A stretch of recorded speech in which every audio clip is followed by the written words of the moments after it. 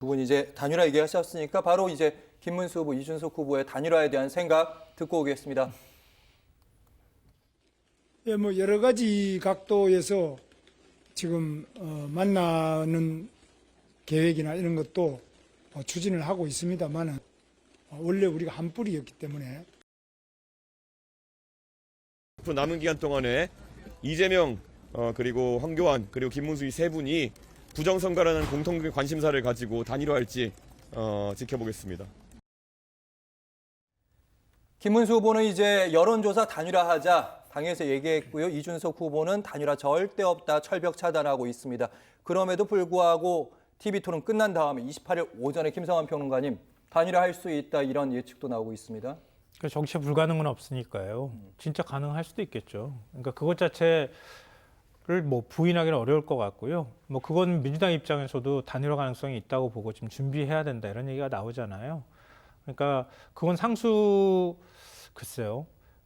사실은 잘 모르겠어요. 저도 모르겠는데 저는 단일화한다고 해서 효과도 없을 뿐더러 이준석 후보가 그냥 소비되고 말 거다. 이준석 후보가 그걸 잘 알고 있기 때문에 안 할 거다 이렇게 보고는 있습니다만 근데 단일화라고 하는 이슈를 계속 지금까지 띄워왔잖아요. 띄워왔을 때 저는 이준석 후보하고 김문수 후보 양자가 다 혜택을 받았다고 생각해요. 그러니까 계속 단일화 얘기를 하는 거예요. 끊임없이. 단일화 말고는 다른 이슈를 관심을 끄는 게 없잖아요. 그러니까 김문수 후보는 단일화를 한다고 하면은 결국 지지층 사이에서 야 그래도 우리가 단일화를 하면 이길 수 있겠지? 이길 수 있을지도 몰라라고 하는 희망을 자꾸 심어주게 되잖아요. 그러니까 자기 지지층, 특히 보수층을 국민의힘 지지층을 결집하는 효과로 이어질 수 있다는 거 잘 아는 거고요.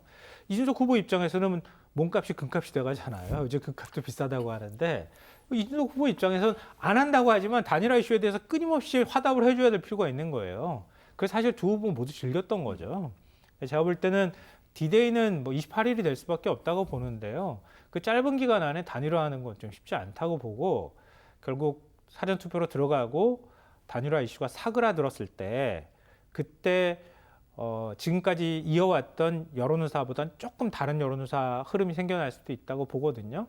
근데 그거는 이준석 후보의 지지층은 결국 20대, 30대 남성에 편중돼 있단 말이에요. 특히 20대 한 20, 30대 한 15 정도 이렇게 받는 지지율이 한 5% 돼요. 환산하면.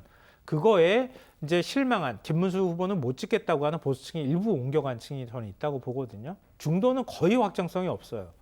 그럼 그걸 합치워놓고 봤는데 나중에 가가지고 단일화 안 됐어요. 근데 보수 지지층이 볼 때 내 표가 4표 될 것 같고 이대로는 안 되겠다고 하면 다시 김문수 후보로 옮겨갈 가능성이 여전히 남아있다고 보거든요. 그러니까 이준석 후보가 지금 10%대 지지율이 지난주에 나왔지만 오히려 지지율이 빠질 가능성이 있다고 저는 전망하고요. 김문수 후보는 지금보다 조금 더 높아질 가능성이 있다고 생각합니다. 이준석 후보의 지지율이 좀 달라질 수 있다. 장 소장님이랑은 다른 방향으로 좀 생각하시는 것 같은데